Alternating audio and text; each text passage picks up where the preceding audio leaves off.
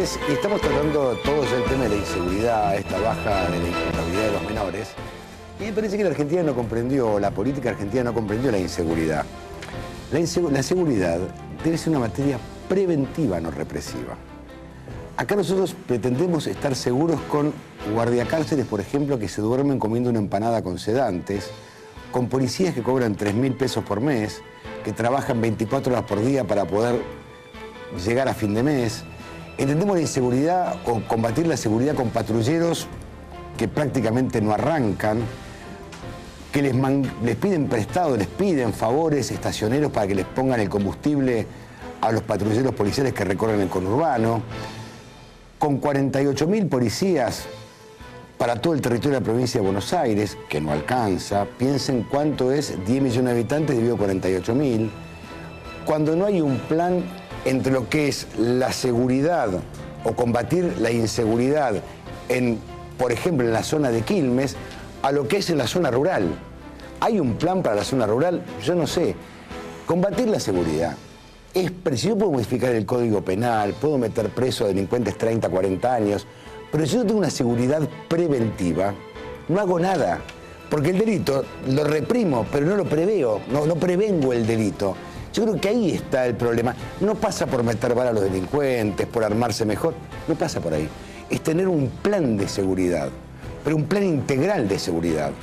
Un plan, por ejemplo, de seguridad metropolitano que abarque lo que es la zona Vicente López, Avellaneda, La Matanza, la General Paz. Ustedes saben que si vos vas por el 9, vas por la provincia de Buenos Aires, llamás al 911, te atiende provincia, y si vas por el otro atiende Capital Federal, y ninguno dice que le corresponde. Me ha pasado. Yo digo, me parece a mí que estamos discutiendo un tema que es como que todo pasaría por bajar la imputabilidad de los menores. Yo creo que este es un tema para discutir. Pero yo quiero conocer el plan preventivo de seguridad que hay en la provincia de Buenos Aires, en la nación. ¿Ustedes creen que combatir la inseguridad pasa por traer gendarmes de Formosa a custodiar a Avellaneda, donde no saben dónde quedan las calles? No tienen ni idea. ¿Ustedes creen que eso es combatir la inseguridad? No, eso no es. ¿Cómo formar a la policía? También pasa por intentar una política preventiva en materia de seguridad. El argentino que reclama es prevención, no represión. Entendiendo bien lo que es la palabra represión, porque el Código Penal reprime con prisión de... Represión no es mala palabra, lo que es mala palabra es el abuso de autoridad, que es otra cosa, es otra cosa. Pero parece a mí que estamos discutiendo temas que son banales, que no es lo que está reclamando la sociedad. La sociedad está reclamando prevención de seguridad, prevención, no represión, es otra cosa. Por eso estamos junto a Álvaro Herrero, que es abogado investigador del Laboratorio de Políticas Públicas, Ricardo Sáenz, que es fiscal general ante la Cámara Nacional de Apelaciones en lo Criminal y Correccional de la Capital Federal, y Juan Carlos Bloomberg.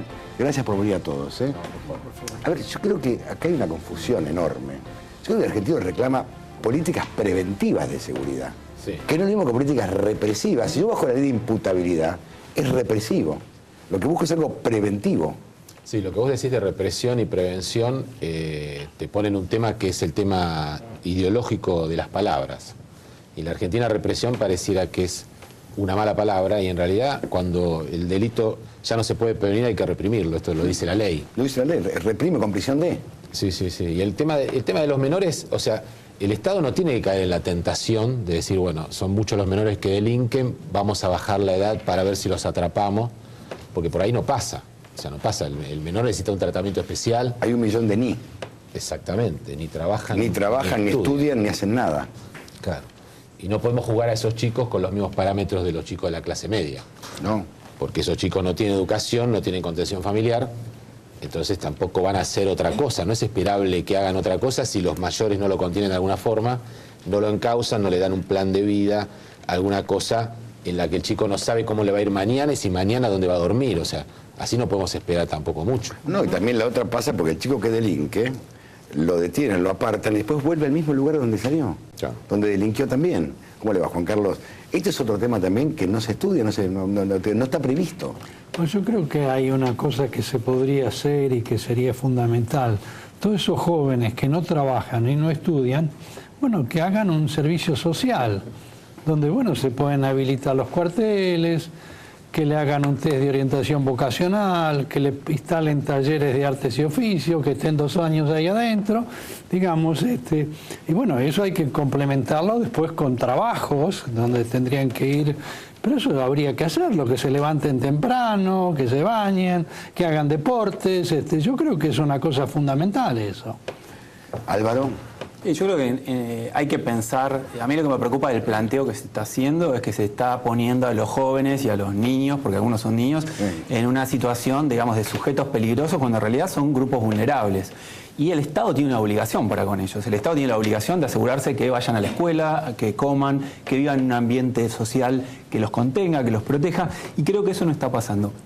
En Ciudad de Buenos Aires, no solo en Provincia de Buenos Aires, en Ciudad de Buenos Aires, en la región sur, hay en algunos casos, digamos, 15 de cada 100 jóvenes que no están escolarizados, ¿no? Los ni. Claro, pero y no es porque no quieran, no es porque tampoco, a lo mejor una alternativa sería ofrecerles una formación laboral, pero en algunos casos es porque no hay vacantes en las escuelas, porque las escuelas son sumamente problemáticas por distintas razones. Entonces, me parece que hay que enfocar, en primer lugar, en cómo proteger a esos jóvenes, a esos niños, porque esos niños y jóvenes no delinquen porque la ley se los permita o porque sean inimputables.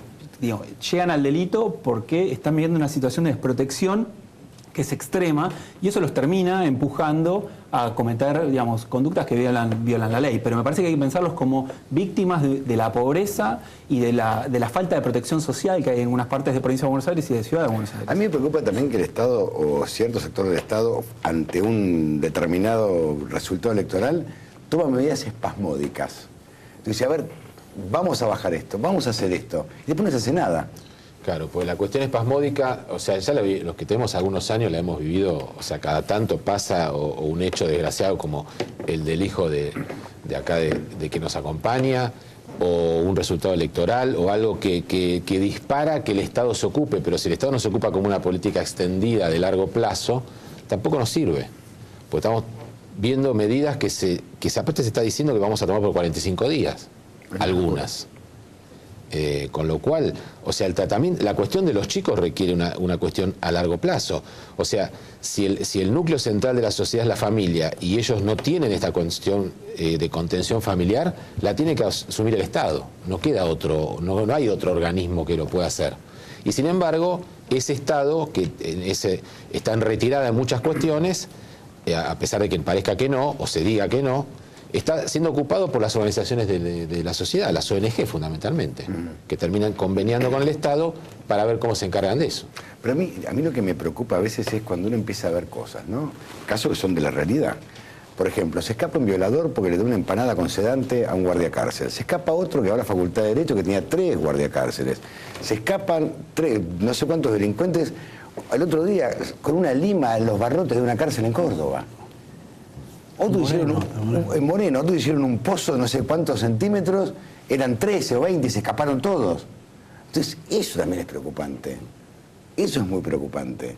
Sí. Es preocupante el destrato del Estado para con el ciudadano que no ha hecho absolutamente nada más que cumplir con la ley. Sí, esto requiere inversión, ¿no? O sea, bueno, pero es una inversión, pero no es un gasto. Bueno, pero en ese caso son las cárceles, digamos, donde se fugaron los 13 presos, la de máxima seguridad y demás, porque hay un desorden. Si uno tiene que, digamos, el jefe del servicio penitenciario se dedicaba a hacer una murga o a hacer,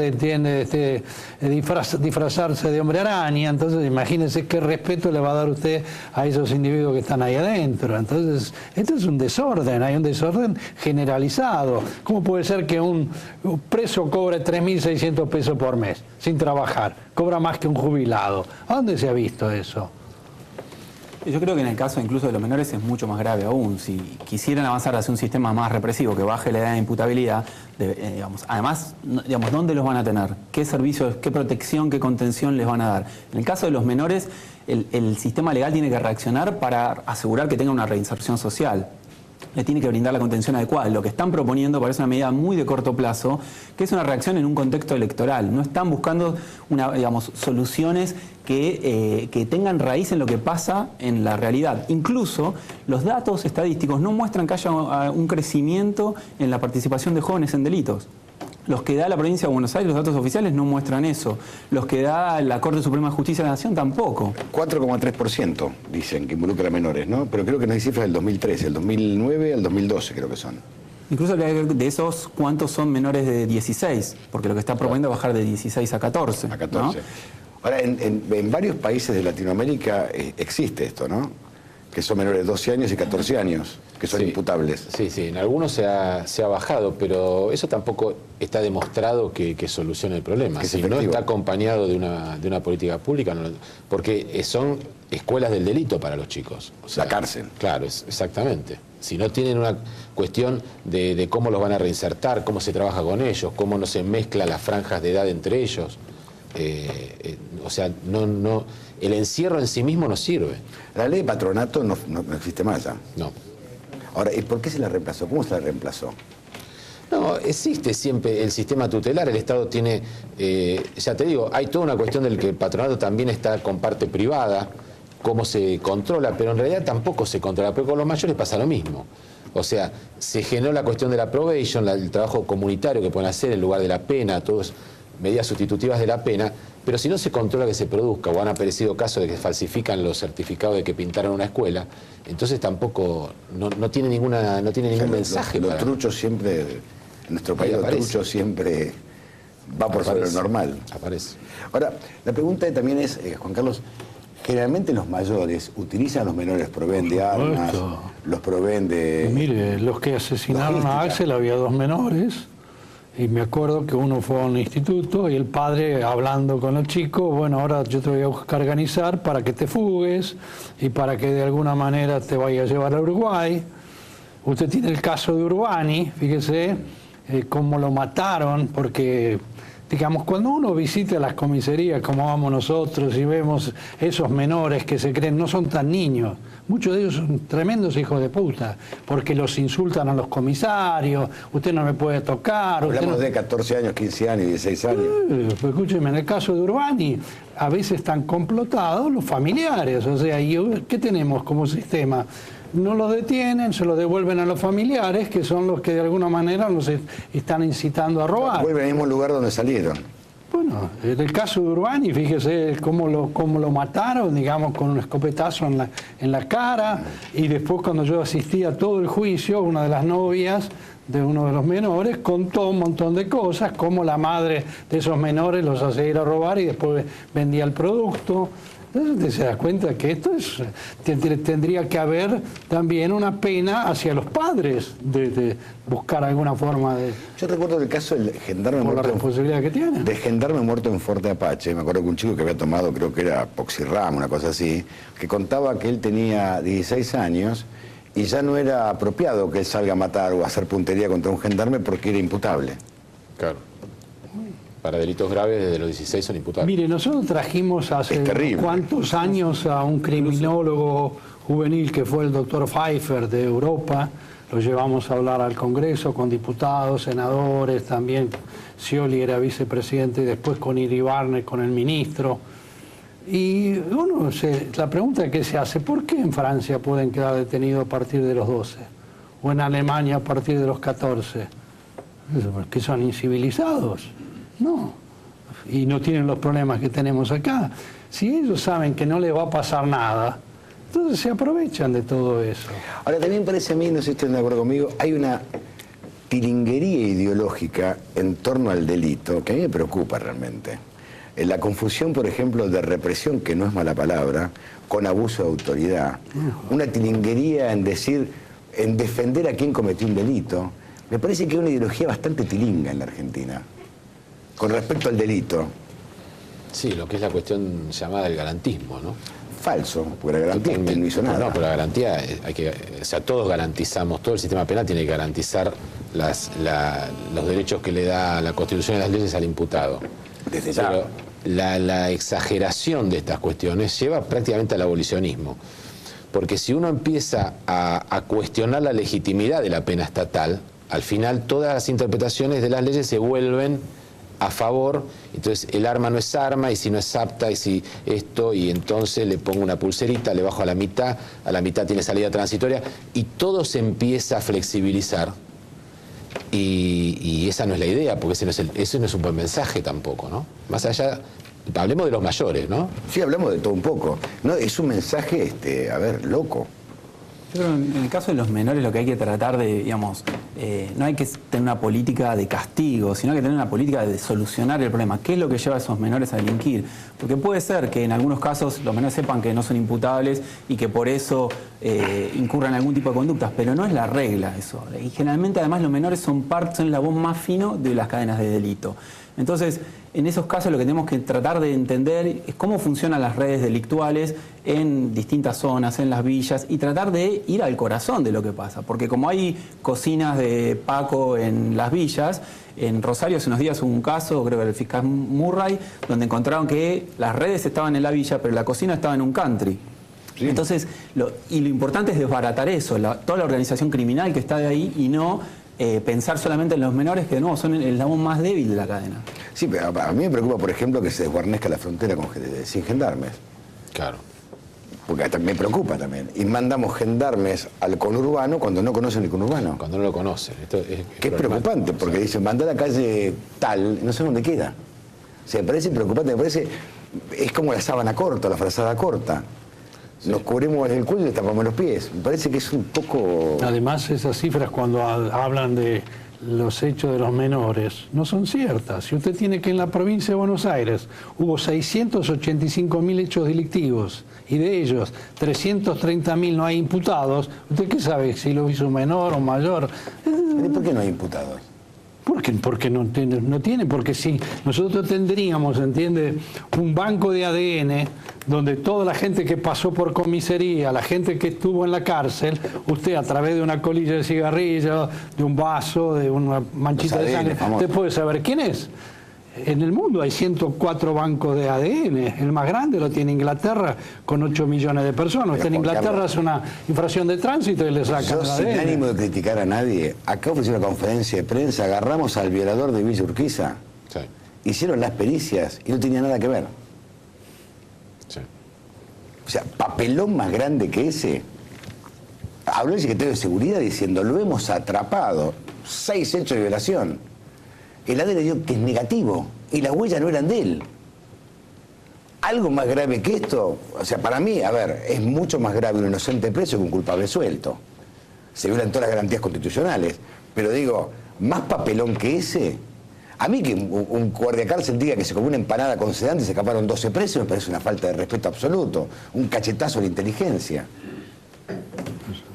Me parece algo realmente grave de verdad. Pero usted escúcheme, usted en la cárcel es devoto, tienen delegado, hacen un reclamo, le ponen 22 plasmas, en lugar de estar trabajando. Yo me acuerdo cuando nosotros iniciamos el trabajo en cárceles, que para mí es una cosa fundamental, porque se siente, digamos, el que tenga una retribución, que pueda ahorrar, que pueda dar dinero a su familia. Se reinserta socialmente. Habíamos hecho en la cárcel de Ezeiza recarga de cartucho de computadora. Hicimos fabricación de bolseguíes, que costaban en ese momento 132 pesos por 70, pagando el jornal horario.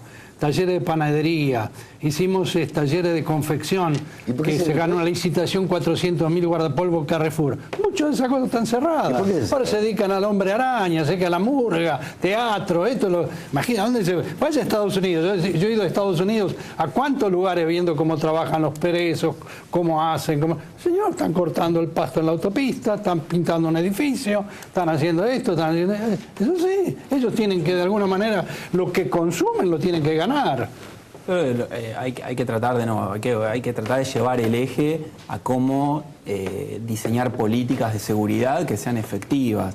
La situación de las cárceles... preventivas. Y preventivas, por supuesto. En algunas experiencias en otros países, en Estados Unidos, en algunos estados ha funcionado muy bien la policía comunitaria, el hecho que el policía esté en el barrio, cerca del ciudadano. ¿Para qué estoy durmiendo acá no sé cuánto tiempo? Estoy durmiendo en la policía comunitaria. Claro. ¿Cuánto hace cuando estoy durmiendo en otros lugares? Nosotros hicimos ese proyecto hace 7 años. Ahora me llena de alegría. Lo hicimos con la gente del Manhattan, con 4 municipios, que era Pose, García, y Boscus y Ubieto. ¿Y ahora duerme eso?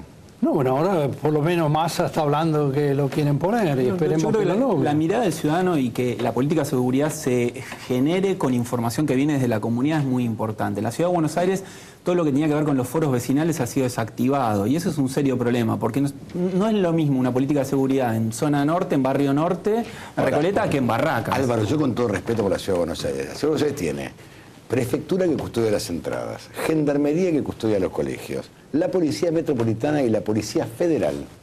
Y es insegura. Sí. Entonces, a ver, alguien me lo explique.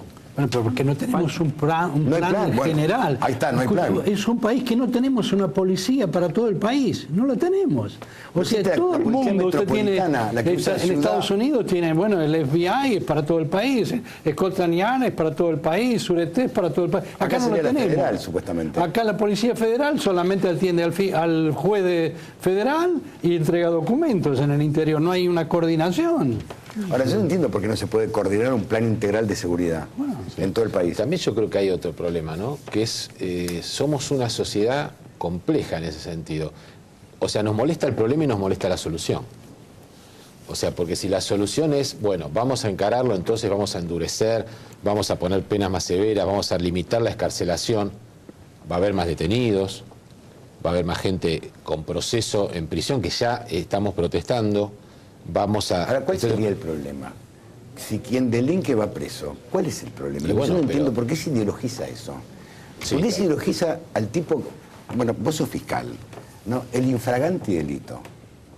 ¿Por qué demora un juicio 4 años? A un tipo le agarra con un arma en la mano robando un banco. Le tiró y mató a uno. A ver, Yo te diría... 2 más 2, 4. Esa cuestión, en ese ejemplo creo que el sistema funciona mejor. O sea, lo que Ha no mejorado. ha mejorado. Lo que no puede resolver muchas veces el sistema penal es el delito complejo. En el delito complejo nos enmarañamos. Pero el caso Candela fue algo patético y lamentable. Primero se expuso una menor, Sí. con fotografía, cuando supuestamente estaba viva. El gobernador aterrizó en la escena del crimen, Sí, que sí. no sabíamos dónde era, con un helicóptero. O sea, borró todos los rastros. Detuvieron a 14 perejiles, que eran todos buchones de la policía. Hoy no hay un solo detenido. Ahí me hace recordar ese chiste que decía, no me peguen más, voy a decir que del soy chancho. conejo, el del chancho. Es algo bastante patético. Lo del violador es algo lamentable. Pero es muy triste lo del violador. Sí, sí. Igual yo creo que ese tipo de casos puntuales no caracterizan a lo que pasa en la justicia en general. Pero digo, todo, esto es una, todo en general, ¿no? Pero es una cuestión, o sea, por lo que estamos hablando, coincido con vos. Hay que acentuar la prevención. El tema de la seguridad es una cuestión fundamental de Pero es prevención. preventiva la Totalmente. seguridad. Cuando la causa llega a vos, que sos fiscal, ya pasa algo represivo. Ya se cometió el Ya se cometió el delito. Ya hay una está. víctima. Ya hay una víctima o no, ya hay un robo, ya hay alguien que salió lastimado. Sí, sí. Ya la cosa se complicó. Ahora, si nosotros entendemos, si nosotros creemos que la seguridad es solamente modificar la justicia, atacar a los jueces, cobrarles ganancias a los jueces, estamos equivocados. Sí, totalmente. Que un policía cobre 3.200 pesos, estamos equivocados todos. Que un gendarme cobre 3.000 pesos o traemos un gendarme de Formosa para que nos cuide Quilmes. Creo que no tenemos un plan. Sí, sí, sí. Si, ¿Cuánta policía hace falta? Bueno, es una inversión. Sí. No puede ser que, yo vivo en Pilar, por ejemplo, el patrullero que recorre la ruta 8 te da pena. En Mateo hasta hace poco había un Renault 12. Claro. Un Renault 12. Un policía me encontró que tenía 6 balas. 6 balas. Sí, sí, sí, sí. Entonces digo, ¿qué? Y ahora nos rasgamos la vestidura porque perdieron las elecciones. Hay que Entonces, invertir. esto es lo que uno dice, pero ¿por qué no somos realistas todos? ¿Por qué no se convoca a los que saben? Aunque yo no piense igual que él, discutámoslo, qué sé yo. Aunque yo no piense igual, pero vamos a discutir. A ver, yo sé que vos sabés mucho más que yo, pues sos fiscal, él sabe mucho más que yo, entonces discutamos con la gente que sabe. Discutámoslo. Sí. Sí, insumos hay desde distintos sectores, de la academia, de la justicia, digamos, hay expertos y hay experiencia comparada que se puede utilizar. Los casos exitosos en otros países de la región no pasaron por endurecer las leyes, pasaron por asegurarse que el Estado tenga presencia en los sectores más vulnerables, en llevar centros culturales, escuelas a los lugares donde lo necesitan. Está demostrado que los barrios más pobres no son los más violentos, sino los barrios más violentos son donde hay menos presencia del Estado en general. Claro. Entonces, la política que se requiere no es cambiar la ley y hacerla más represiva, sino es una política pública integral. Preventiva. Yo les agradezco mucho a los 13 que hayan venido. No, por favor. Y vamos a ir con este tema, me parece un tema que a todos nos ocupa, nos preocupa. Y yo creo que no es un tema espasmódico, que hay que tratarlo hoy y mañana olvidarnos, sino tratarlo de fondo. Y los legisladores que dejen dormir el proyecto de seguridad, traten de verdad.